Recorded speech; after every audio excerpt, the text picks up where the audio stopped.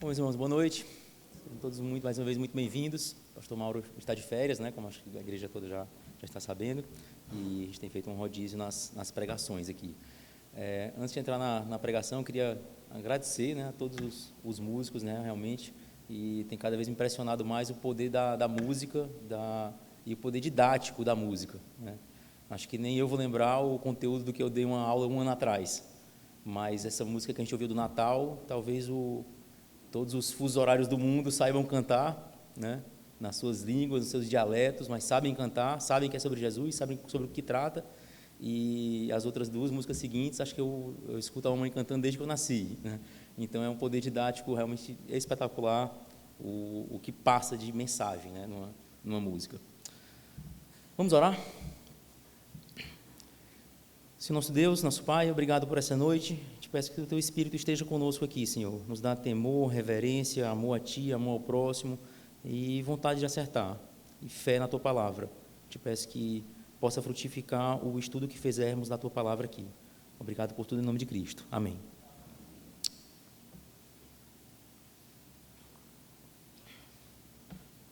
Mais uma vez, boa noite. Aeroportos fazem parte da minha vida desde a infância. Aos 8 anos de idade, a mamãe passou num concurso, meu pai pediu transferência e fomos morar em Brasília. E morando lá, em todas as férias a gente vinha, eu e minha irmã vinha para cá, eu ficava dividindo o quarto com o Mauro e o Tiago, e a bagunça na casa da tia Sandra, que já não era pequena, ficava maior, com o bendito do sobrinho que vinha passar meses ali todo ano.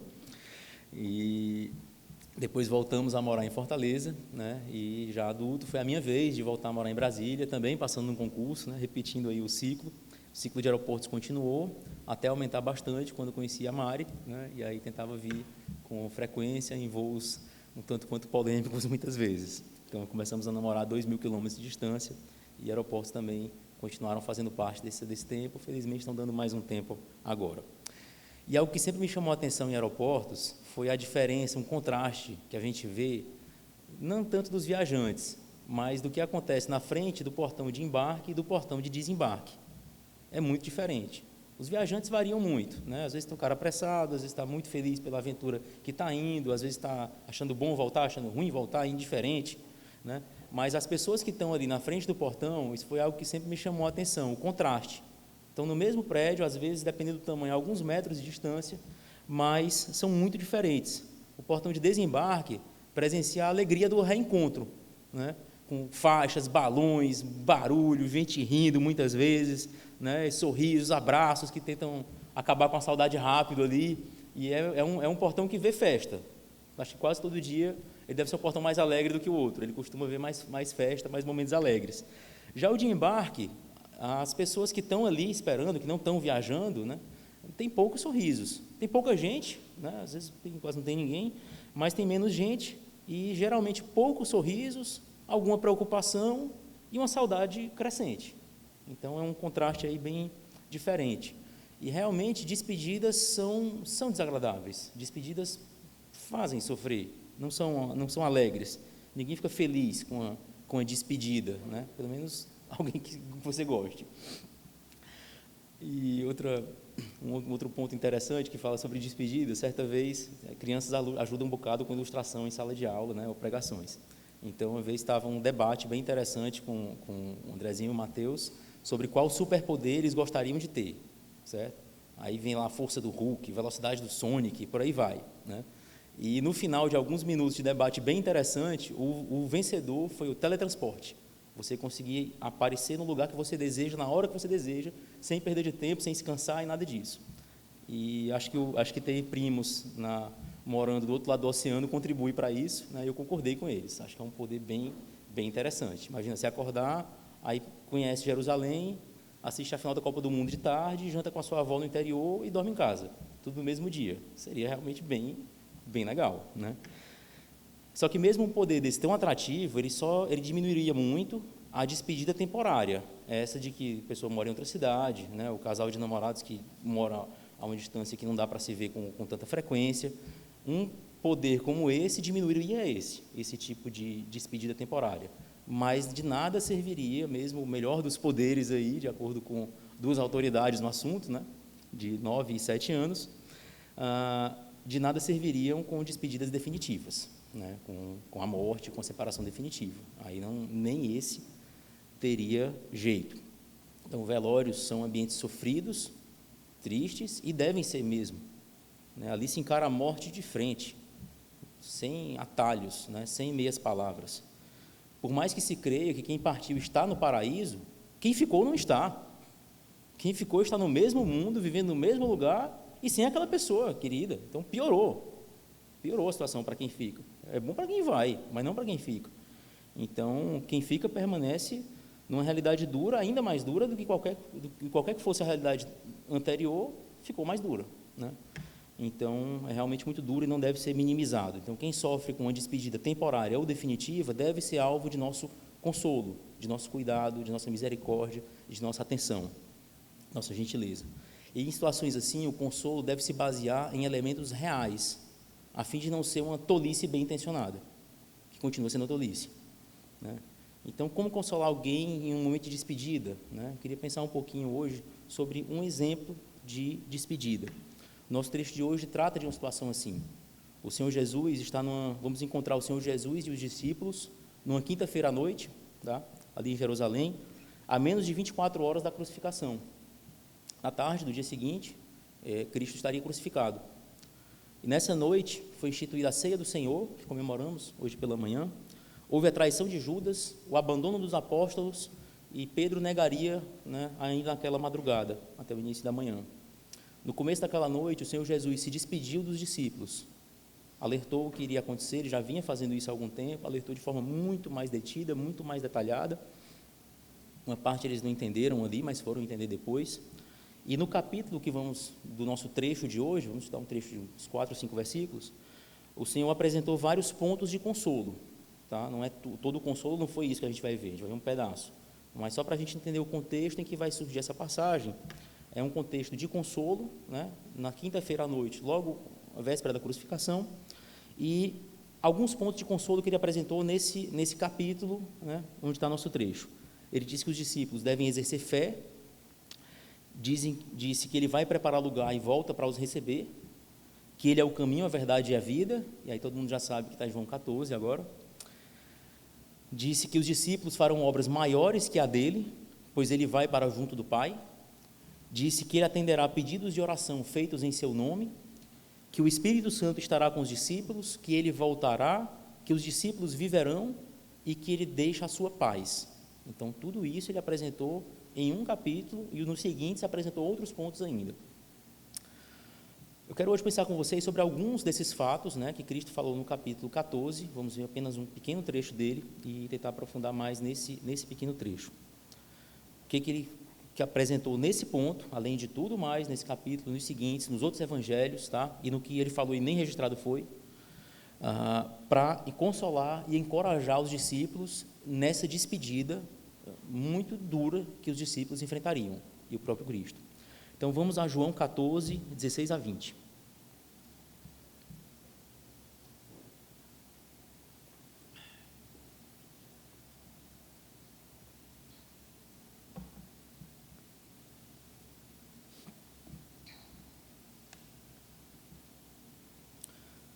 Diz assim, palavra do Senhor Jesus: E eu rogarei ao Pai, e Ele vos dará outro Consolador, a fim de que esteja para sempre convosco. O Espírito da verdade, que o mundo não pode receber, porque não o vê, nem o conhece. Vós o conheceis, porque Ele habita convosco e estará em vós. Não vos deixarei órfãos, voltarei para vós outros. Ainda por um pouco, e o mundo não me verá mais. Vós, porém, me vereis, porque eu vivo, vós também vivereis. Naquele dia, vós conhecereis que eu estou em meu Pai, e vós em mim, e eu em vós. Então, a gente pode identificar aqui 3 partes desse consolo de Cristo nesse trecho que a gente leu. Ele fala 3 elementos aqui, que a gente vai tratar de cada um separadamente. No versículo 18 e 19, ele diz: Minha morte durará pouco, e vocês me verão em breve. Nos versículos anteriores a esse, 16 e 17, eu enviarei o Espírito, e em seguida vocês viverão com o meu tipo de vida. Basicamente, esses 3 elementos de consolo que ele disse. Fiquem tranquilos, vai dar tudo certo, eu não vou ser traído. Não, seria uma tolice. Ele ia ser traído, ele ia morrer. Não tinha atalho para a cruz. Quando Pedro tentou apresentar um atalho, ele disse: arreda Satanás, sai daqui. Isso é mal o que você está dizendo. É uma tolice bem intencionada. Continua sendo uma tolice ou pior do que isso. Tá? Então não tem atalho. Vai ser ruim mesmo. O consolo real que Cristo apresenta aqui, nesses 3 elementos, eu vou, mas eu volto. Eu vou enviar o meu Espírito para vocês e vocês viverão com o meu tipo de vida. Vamos falar um pouquinho sobre essas 3 coisas. Vou colocar na cronologia aqui, né? Primeiro ele morreria e voltava, depois enviava o Espírito, né? E teria então um tipo de vida aqui. Vamos falar assim, então, não é a ordem dos versículos, né? A ordem como aconteceram os fatos. O primeiro elemento foi que ele voltaria. Ele disse: eu vou morrer e volto. Quando você vai estudar uma passagem dessa, aí tem vários debates. Eu acho que isso aqui se refere à volta dele imediata. O outro, não, eu acho que é só o Espírito Santo. Não, eu acho que é a segunda vinda. Sinceramente, um pouco de tudo isso. E no contexto mais imediato, me parece que há o retorno dele menos de 48 horas depois. Eu vou ser separado de vocês e vou voltar. O mundo não vai me ver. De fato, o mundo, em geral, não viu Cristo depois da cruz. Muitos devem ter achado que ele morreu e lá ficou. Tá? Então, quem viu foram poucas pessoas. As aparições públicas dele, as multidões, viram ele antes da cruz. Os discípulos, algumas dezenas, poucas centenas, quando muito, viram ele ressuscitado. Mas a grande massa, o mundo inteiro, não viu. É o que ele disse aqui. O mundo não me vê, não vai me ver. Vocês vão me ver. Eu vou e eu volto. Então, eles se separaram na sexta noite com a traição de Judas.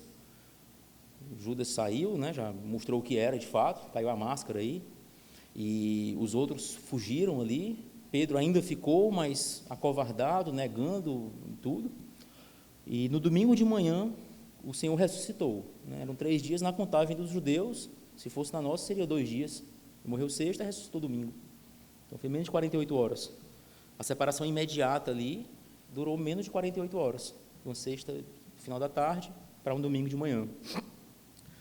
Tomé ainda esperou uma semana, né, para ver, né, mais uma semana, e houve outras aparições ali até Cristo voltar ao céu.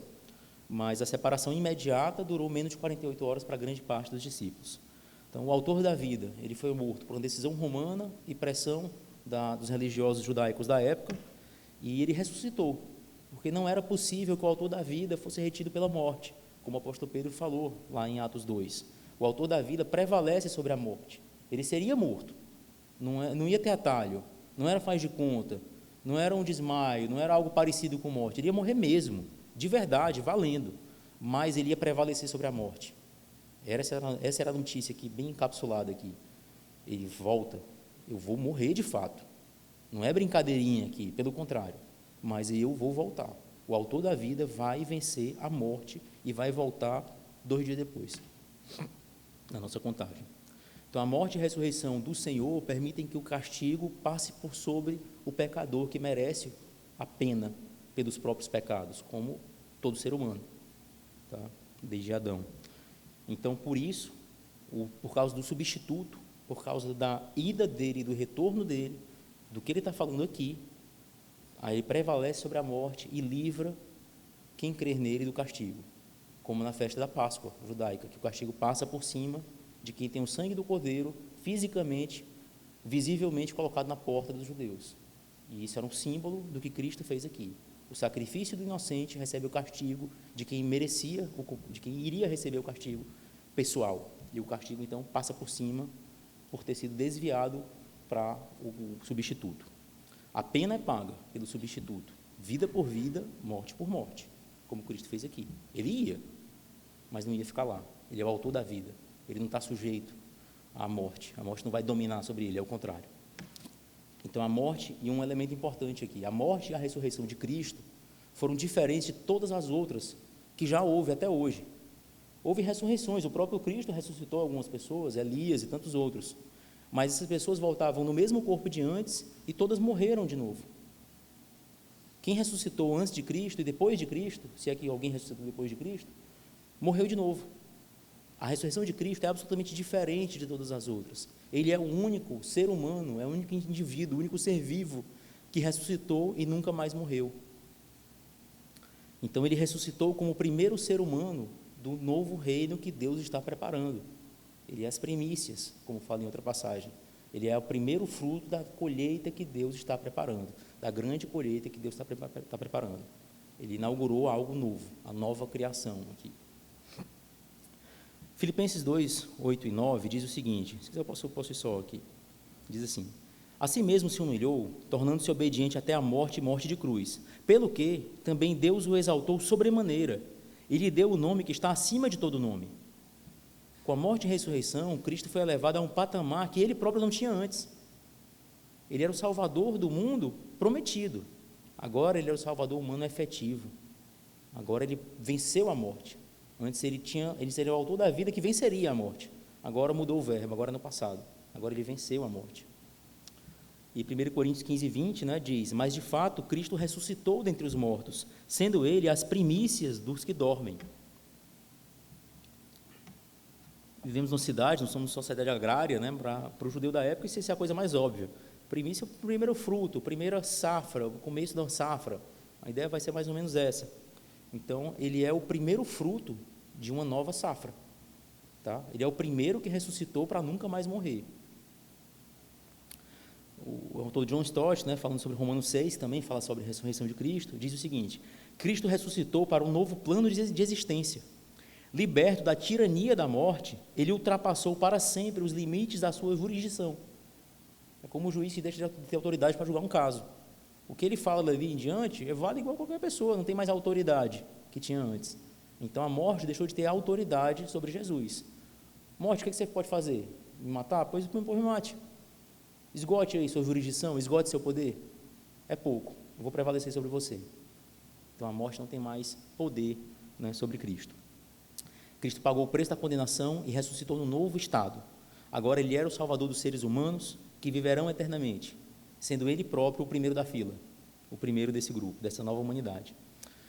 Poucos dias depois da ressurreição, os discípulos encontraram Cristo nesse novo estado, e seu corpo tinha algo do antigo, como marcas da crucificação, e ele ingeria alimento humano nosso comum aqui, então tinha algo de semelhante e algo de muito diferente, não era idêntico, muitos não o reconheceram, os discípulos de Emaús só reconheceram depois, alguns apóstolos viram e duvidaram um pouco e depois creram.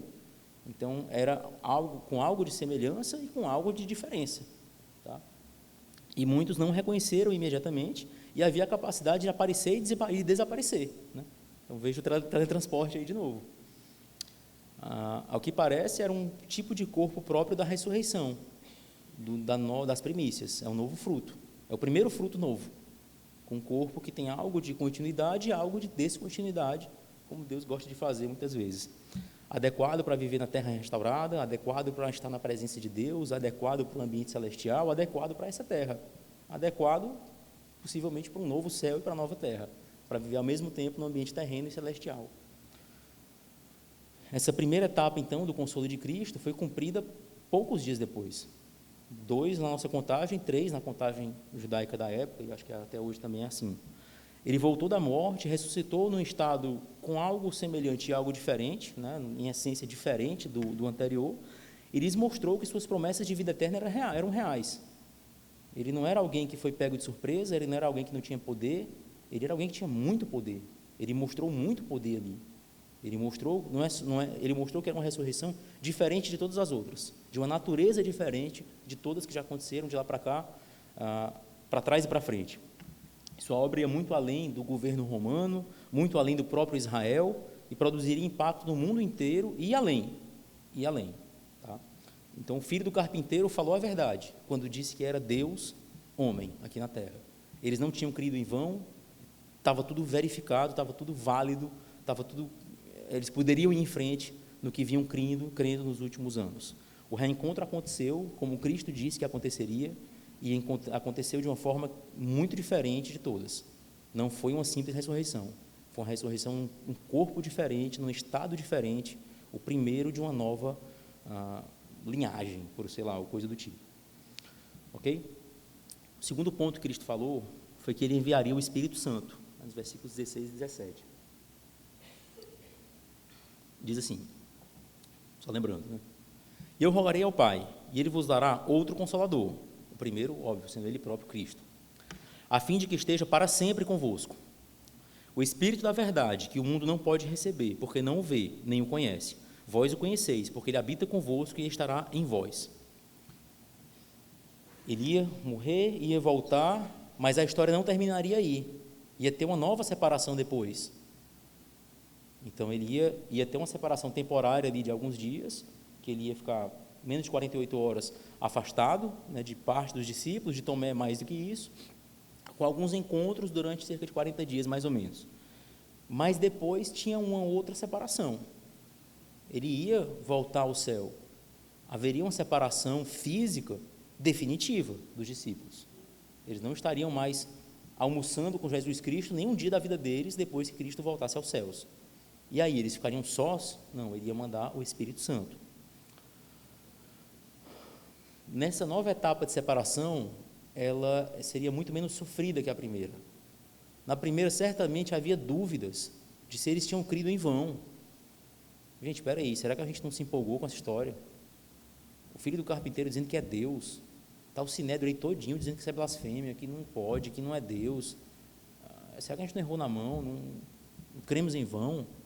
Claro que pensaram isso, parte dos apóstolos pensaram isso em algum momento, talvez tenham conversado sobre isso, é claro, é humano isso, e devem ter tido uma dúvida grande. Agora não, depois que eles viram Cristo ressuscitado, depois que eles viram que era verdade, essa segunda separação, que era definitiva, no aspecto presencial, físico, não era sofrida como a primeira, não. Eles não tinham mais a dúvida de ter crido em vão, de ter errado, bem intencionado, mas errado. De fato, eles haviam eles não tinham sido enganados, e de fato, eles haviam vivido com o Deus vivo que se tornou humano. Era verdade tudo aquilo. E isso deu uma mudança, a gente vê a mudança. Quando a gente vai ler Atos 2, parece outras pessoas. Você vira uma página do Evangelho para começar Atos, parecem outras pessoas. Parece que foi 30 anos depois. Era um bando de adolescentes e agora teve uma transformação grande, eram uns caras de 40, 50 anos que já tinham passado por todo tipo de experiência. Foi no mesmo ano. Não passou 6 meses de um para o outro. E parece outra pessoa. Porque eles viram que era verdade. Eles viram que era verdade. Eles viram Cristo ressuscitado. Eles viram que existe algo além do que eles estavam experimentando aqui. Eles viram que existe um corpo de verdade, que vai ter coisas de verdade que o nosso não faz, e que é o primeiro da nova ressurreição. Eles viram, eles comeram com ele, eles viram ele aparecer e desaparecer. Nessa etapa seguinte, então, Cristo não estaria mais fisicamente com os apóstolos, com os discípulos, com os crentes, os cristãos, mas eles não ficariam por conta própria. Eles já tinham visto que era verdade, experimentado que aquilo era verdade, e receberiam outro Consolador. Não um Consolador de corpo humano, como Cristo, mas o Consolador Espírito Santo, que estaria dentro de cada um, dentro de cada nacionalidade que pode cantar o hino de Natal que a gente cantou agora há pouco. Qualquer região do globo, qualquer continente vai saber esse hino. E o Espírito Santo vai estar dentro dessa pessoa, dizendo que isso é verdade e causando um efeito benéfico, com ansiedade de estar com Cristo na hora que ele bem entender. Então, Cristo enviaria o Espírito Santo para orientar, aconselhar, consolar, proteger, encorajar encorajar os discípulos até o retorno do Senhor, até o reencontro do Senhor, seja lá quando fosse. O Espírito habitaria no interior deles. Ele desceria no Pentecostes, dias depois ali, atuaria na salvação de cada um, permitiria a realização de milagres, os tantos que ainda aconteceram na história da igreja ali, e na história do Novo Testamento, atuaria nos autores que escreveriam o Novo Testamento. Até esse dia não tinha uma linha escrita, provavelmente, talvez um rascunho para se tornar livro depois, mas livro nenhum, e protegeria cada convertido até a sua própria morte e ressurreição, da forma como Cristo morreu e ressuscitou, em um corpo que tinha algo de continuidade e algo de descontinuidade com a era atual. E esse Espírito Santo seria o selo de garantia de que você, que de fato tem um Espírito dentro de você, vai morrer e ressuscitar como Cristo foi o primeiro fruto. Nós vamos ser o fruto X, alguns milhões, bilhões, o que seja. Vamos abrir para Romanos 8, 9 e 11. É uma passagem muito importante sobre o Espírito Santo, mas é importante a gente sempre estar bem afiado com ela.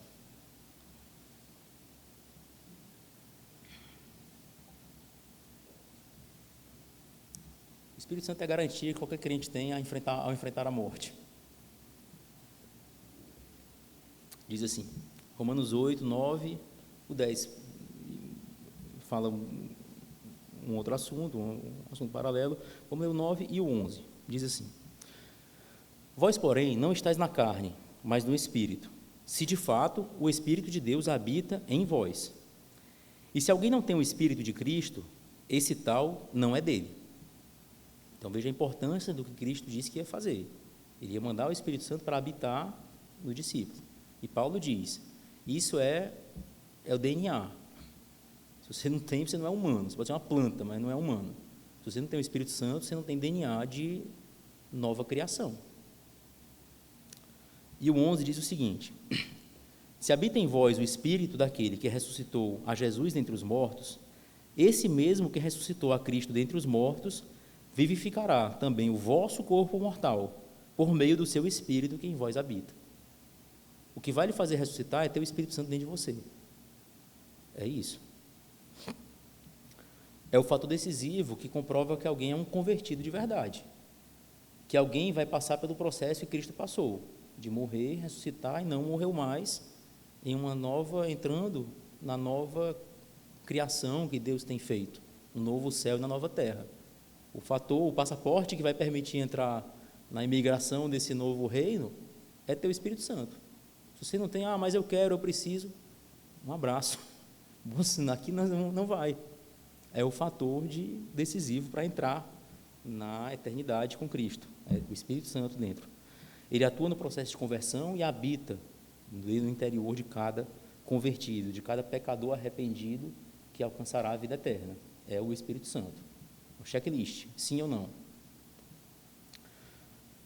A atuação do Espírito Santo, uma vez todo convertido, vai ter o Espírito Santo dentro. Senão ele não é da mesma forma que quem não tem DNA não vai ser um ser humano, né? Vai ser outra coisa. Quem não tiver o Espírito Santo não tem DNA de convertido, não tem DNA do tipo de humanidade que Cristo são as que é as primícias.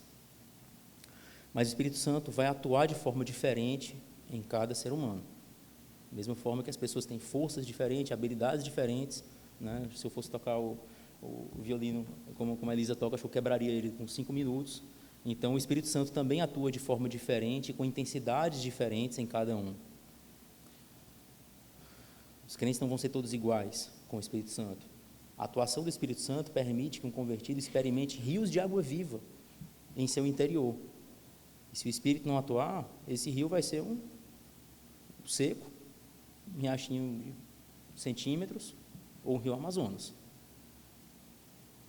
Os frutos do Espírito podem ser fortemente manifestados na vida de um convertido, ou podem ser só umas sementinhas que você mal acredita que estão ali. Então, isso é muito variável, depende muito do que cada um vai fazer. Podemos viver de forma precária, ou de forma em que o Espírito Santo flui, que tem árvores, que é quase uma Amazônia, né? Com grandes árvores, frutos enormes, muita água, ou uma seca no sertão. O Consolador estará sempre em cada convertido, senão não é um convertido. Mas a atuação depende muito do que quisermos de fato que ele atue na vida de cada um de nós. Isso é algo que depende muito mais de nós, a iniciativa. Deus vai fazer a parte dele. Deus não vai recusar alguém que de fato, com sinceridade, sem conversa fiada, está querendo que o Espírito Santo atue mais dentro de você, que Cristo se reflita mais em você. Ele não vai recusar um pedido desse. Tá? Então, a iniciativa, se a gente fizer a nossa parte, a gente não precisa se preocupar com a parte de Deus. Então, o Espírito Santo vai levar todo convertido para a eternidade com Cristo. Mas o estado que cada um vai chegar lá varia muito e depende de cada um de nós. E da vergonha na cara que a gente vai ter com essas coisas e do grau de fé que a gente vai ter com essas coisas. Cristo pode nos receber com muita alegria, ou a gente pode chegar lá todo chamuscado, como quem quase passou por um incêndio, né? Como fala, né? Escapando como pelo meio do fogo. Então, todo queimado, chamuscado, chegou quase sem chegar, mas chegou ali raspando. depende do que a pessoa vai fazer em vida. Então, haverá diferenças muito grandes. A Bíblia deixa muito claro.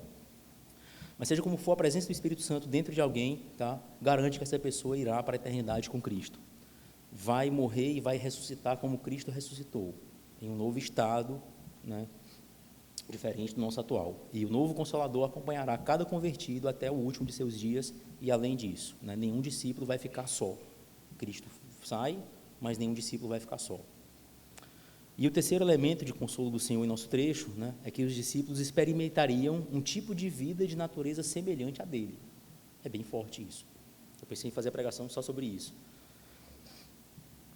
Vamos lá, vamos voltar para o 19 e o 20. Diz o seguinte: ainda por um pouco e o mundo não me verá mais, vós, porém, me vereis. Já falamos dessa parte. E aí ele vem: porque eu vivo, vós também vivereis. Naquele dia, vós conhecereis que eu estou em meu Pai, e vós em mim, e eu em vós. Então, quando você para pensar nisso aqui, a gente vai viver porque Cristo está vivo, e a gente vai conhecer que Ele está no Pai, nós estamos nele, e Ele está em nós. Ele vai nos colocar num tipo de vida experimentado pela Trindade. É isso que eu consigo ver nesse trecho aqui. A vida de Cristo é a fonte da vida eterna, é a fonte de poder que vai levar alguém a ser salvo e permanecer salvo e consumar a salvação, ser aceito no reino de Deus. Então, eu entendo que ele está falando aqui, e outras passagens deixam isso muito claro, de um tipo de vida de natureza diferente da biológica, diferente da que a gente recebe com o DNA, que se soma a ela. Os discípulos recebem algo do tipo de vida, o convertido, aquele que o Espírito Santo habita dentro dele, recebe algo da vida que existe entre as pessoas da Trindade. Ele está falando de uma ligação vital entre uma pessoa e o Deus Trino. O Espírito Santo dentro dela, conectando com a vida de Cristo com o Pai. É inacreditável um negócio desse. A gente nasce com um tipo de vida que é vencido pela morte. Para a eternidade, a gente precisa de um tipo de vida sobre o qual a morte não tem mais poder, não tem mais autoridade. É uma nova natureza de vida. Por mais que ela mate nosso corpo e nos faça sofrer, a morte não tem poder sobre o tipo de vida que a Trindade experimenta. A Trindade existe antes da morte. A morte não trisca nela. Então precisa de um tipo de vida dessa natureza, que a morte não consegue, não tem jurisdição, não tem autoridade, não tem força para arranhar. E esse é o tipo de vida que Jesus conquistou para os seres humanos experimentarem, ao morrer e ressuscitar, e nos oferece gratuitamente. É esse tipo de vida que garante a entrada de alguém no céu. O autor C.S. Lewis, né, ele considera que esses dois tipos de vida tão diferentes, que no Cristianismo Puro e Simples, né, que ele escreveu, ele, em alguns trechos, ele trata de nomes diferentes. Ele diz: olha, a vida biológica que eu vou chamar de bios, e essa vida que Cristo dá, eu vou chamar de zoé. Não sei qual é o significado dessa palavra não, mas é o que ele colocou lá. E compara a semelhança entre essas duas naturezas de vida, como a que há entre a foto e o lugar. A foto é uma representação daquilo. Ou como uma estátua em um ser humano. Tem uma semelhança, os dois são vida. Os dois são representações humanas. Mas um é um pedaço de pedra, mármore, acrílico, sei lá o quê, e o outro é um ser humano. Um é um papelzinho com um desenho. O outro é um negócio que tem vento, tem altura, tem tudo aquilo no lugar. Não tem nada, é muito diferente você ver uma foto e estar no lugar. E ele pondera que uma pessoa que deixasse de ter bios, né, vida puramente biológica, para ter o outro tipo, teria de ter passado por uma transformação tão radical quanto uma estátua que deixasse de ser pedra esculpida e se tornasse um ser humano real. Né, ele falou na página 210, isso aí do Cristianismo Puro e Simples. Então, Cristo possui um tipo de vida que se soma à biológica e a supera, né, vai além dela, e que ele pode transmitir a outros. 1 Coríntios 15, 45 diz exatamente isso. O primeiro homem, Adão, foi feito alma vivente. O último Adão, que o capítulo deixa claro que é Cristo, porém, é espírito vivificante. Não é que ele vivifica só ele vivifica os outros. Da forma como a alma vivente de Adão e de Eva passou para nós, e todo mundo que veio entre nós e eles, o espírito vivificante de Cristo passa por quem faz parte nova humanidade desse grupo, desse criação, da qual ele é as primícias, da qual ele começou, da qual ele é o primeiro da fila, da qual ele é o segundo Adão, como fala aqui, 1 Coríntios 15. Ao morrer e ressuscitar, Cristo possibilita que cada salvo possa experimentar essa natureza de vida, uma natureza em essência diferente, que é eficaz hoje. Esse tipo de vida não é abalada pela morte. A morte vai matar só o nosso corpo aqui, só a nossa biologia. Não vai matar o tipo de vida que a Trindade tem, o novo céu, a nova terra, tudo isso. E ela é apta para a existência no ambiente celestial, novo céu e nova terra e tudo isso. Então, esse tipo de vida que Cristo oferece, ele resistirá ao abalo que Deus fará na terra pela última vez, como falamos domingo passado. Ele é mais sólido do que poder político, terreno, imóvel, força militar, armas. Ele é mais sólido. Todas essas coisas, quando Deus abalar a terra, vão se quebrar. Mas esse tipo de vida não vai se quebrar. Ele vai prevalecer, ele vai permanecer. Não é algo fugaz. O grande Riley, né, J.C. Riley, diz o seguinte, sobre esse trecho. A vida de Cristo assegura a preservação da vida espiritual de seu povo. Eles jamais perecerão, serão preservados até o fim. A natureza divina, da qual eles são participantes, jamais se extinguirá. A semente incorruptível que está neles jamais será destruída por Satanás ou pelo mundo. E, novamente, livros falando sobre esse ponto, diz o seguinte: agora, a oferta completa do cristianismo é a seguinte: no caso de deixarmos Deus traçar nosso caminho, nós poderemos participar da vida de Cristo. Se o fizermos, então estaremos partilhando de uma vida gerada, que não foi criada, que sempre existiu e continuará existindo para todo sempre. Então, esse tipo de vida que Cristo oferece, que o Espírito Santo aplica no pecador arrependido, ele é um elemento da nova terra que invade a presente era e leva pessoas até lá. É algo que deve ser experimentado como uma alegre antecipação da eternidade, como um ensaio de uma música que vai ser tocada lá. E já começa hoje aqui a produzir os seus efeitos. E esse tipo de vida só pode ser proveniente da verdadeira fonte, do próprio Deus, que experimenta esse tipo de vida antes de haver mundo, né? E que a morte não toca. Cristo nos liga a Ele e nos permite experimentar esse tipo de vida, que Ele e o Pai experimentam, né? Como diz o nosso trecho. Isso não significa que nos tornaremos iguais a Deus. A Trindade agora vai ser ampliada para mais um monte de gente. Não é isso. Existe algo de semelhança e algo de diferença. Cristo é humano, mas não apenas humano. Nós somos apenas humanos, tá? Então, há uma natureza semelhante, não uma identidade absoluta. O pastor John MacArthur destaca a distinção, a semelhança e distinção dos papéis de Cristo e nós. Então, Cristo é a videira, nós os ramos. Certo? Cristo é a cabeça, nós o corpo, né? Referência da igreja. Então, tem uma certa unidade, mas tem uma distinção. Tá? Somos pedras no edifício de Deus, Ele é a pedra angular. Ele é o noivo e nós sua noiva. Então, tem uma semelhança e tem uma diferença. Tá? Somos seres humanos que recebem vida de natureza divina, por pura graça do Senhor. Não é algo natural a nós, não é algo a que temos direito de exigir nada. É natural a Ele. É dele, é próprio de Deus. Ele é o autor da vida, não criado, que concede vida a quem quer e não concede a quem não quer. Então, o mal e o mundo não têm poder de matar esse tipo de vida. Está acima da criação. Ele prevalece sobre a morte e tudo que tiver poder inferior a ele. E é esse tipo de vida que Cristo está tratando aqui.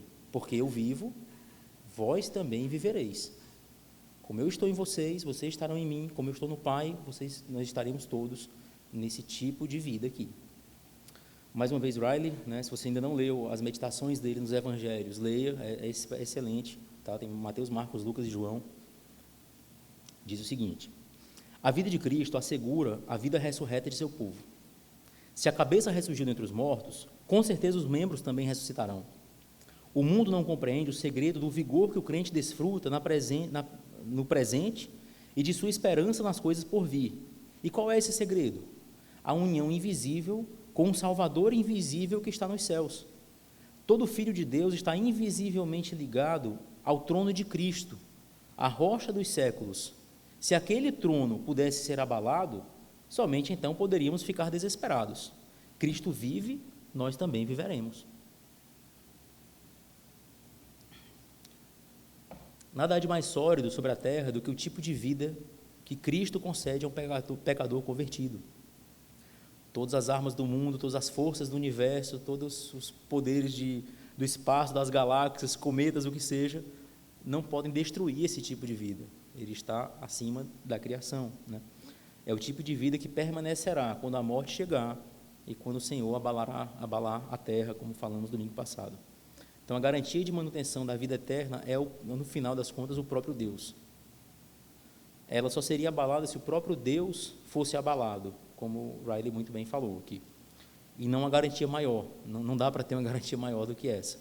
Então, porque Cristo vive, e Ele vive, os discípulos viram isso, experimentaram isso, nós também viveremos.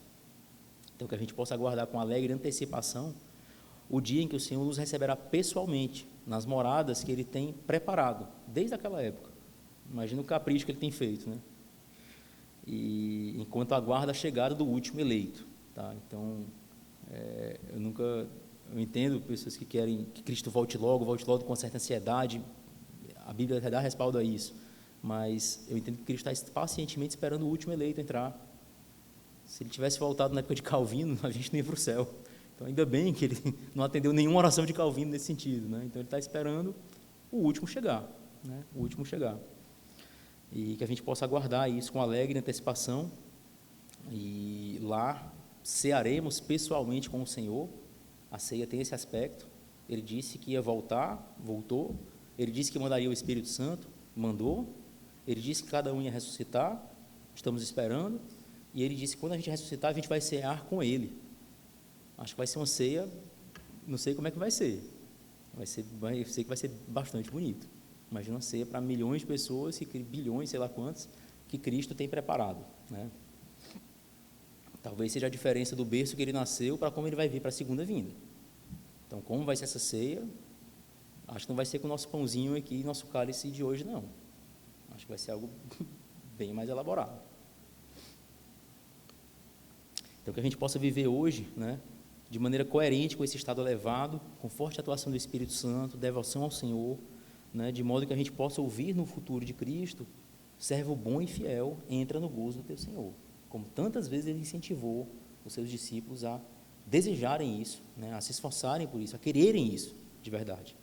Né? Quem ainda não recebeu esse tipo de vida, não está entendendo bem o que esse cara está falando hoje aqui, pense que se você não está entendendo muita coisa do que eu estou falando aqui, imagine que você é um cego ouvindo alguém descrever um pôr do sol para você. Você não vai entender muita coisa mesmo, não. Tem um sentido faltando aí. Está faltando. E tem jeito. É uma cegueira que tem jeito. A salvação não é sobre ser membro de uma igreja, nem dessa. Não é sobre ter hábitos sociais bacanas. Não é nem mesmo concordar com um conjunto de doutrinas.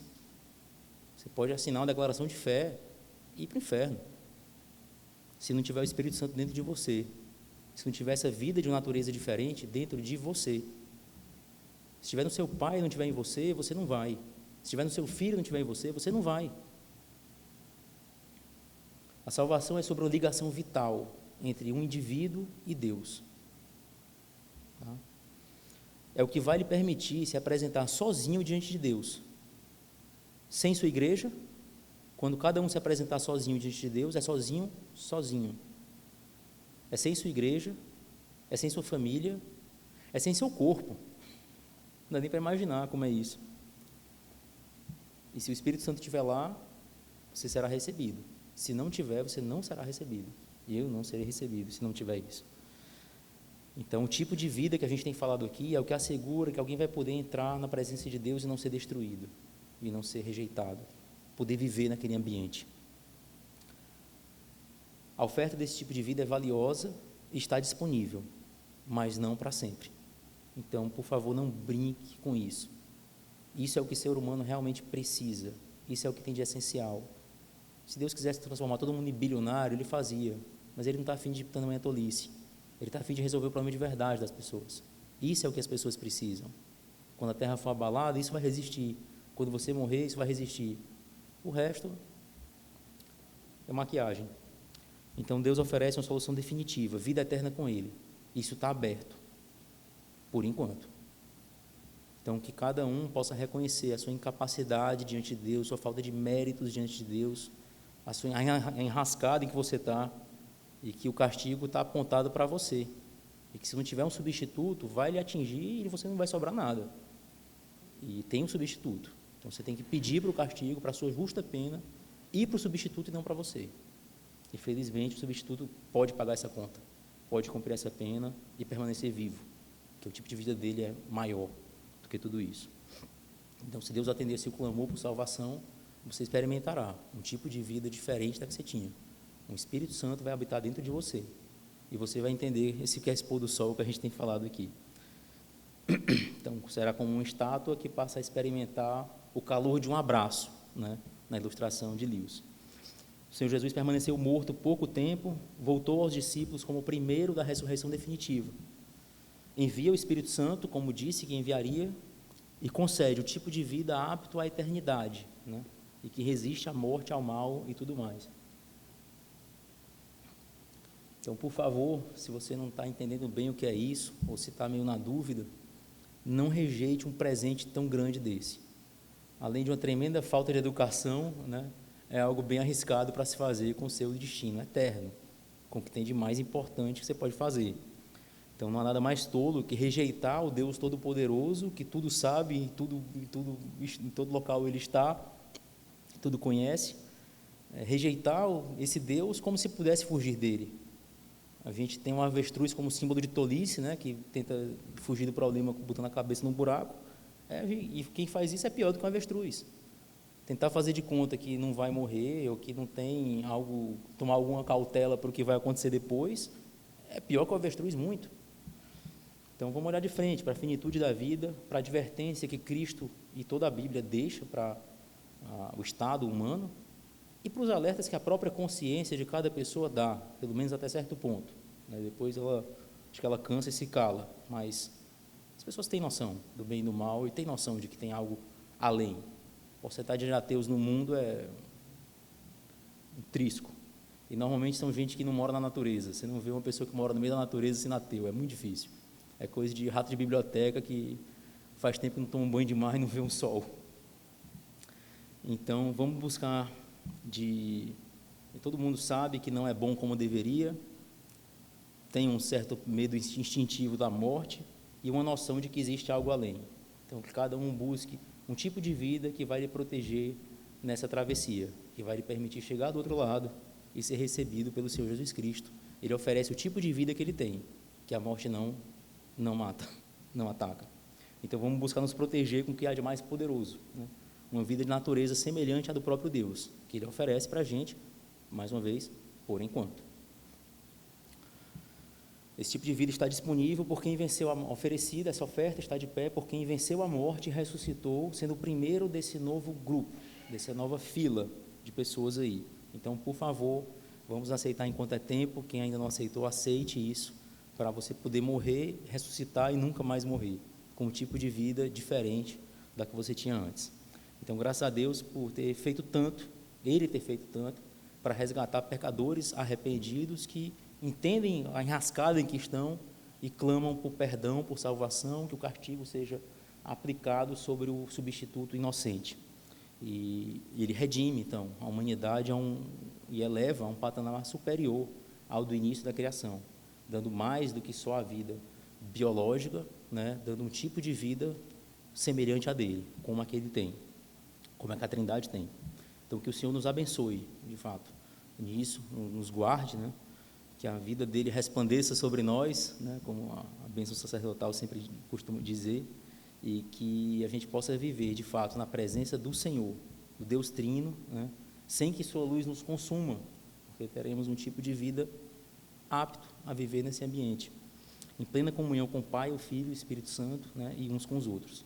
Então, que o consolo que Cristo apresentou para os discípulos, naquele momento muito difícil para todos eles, né, produza em nós efeito transformador hoje, amanhã, semana que vem, o tempo que Ele nos der aqui, e nos permita realizar sua obra como fizeram seus apóstolos, pelo menos 11 deles, né, exceto o traidor, e tantos cristãos excelentes desde aquele dia, que continuam atuando muito hoje aqui, e no Brasil muito também, e vamos permitir, então, a atuação do Espírito Santo, do Senhor Jesus, do Deus Trino, por nosso intermédio, levando a sério, né, a palavra de Deus, como nosso irmão Ivens, né, falou muito bem hoje de manhã, é a palavra de Deus que está tocando. Você não fica negligente para um pedido de socorro urgente do seu filho, você não fica brincando com coisa séria, pelo menos não deveria. Então, fazer isso é brincar com coisa séria. É o atendente do CIOPS, de uma ambulância, de uma emergência, ficar brincando e conversando e cantando parabéns para você enquanto está tragédias acontecendo. Então, é a palavra de Deus que está sendo chamada. Então, que a gente encare como isso a sério, né, e busquemos, de fato, viver nesse tipo de vida que Cristo nos oferece. Né, Ele promete, porque eu vivo, vós também vivereis. E esse convite permanece para nós hoje. Vamos orar? Senhor nosso Deus, obrigado pela Tua palavra, obrigado pelo tipo de vida que Tu torna disponível, algo que passa além da presente era, e eu te peço que muitos aceitem esse convite. Se há alguém aqui que ainda não recebeu o Espírito Santo, que ainda não é convertido, que receba este selo, essa garantia, esse tipo de vida que lhe permite morrer e ressuscitar para nunca mais morrer novamente. Obrigado por tudo em nome de Cristo. Amém.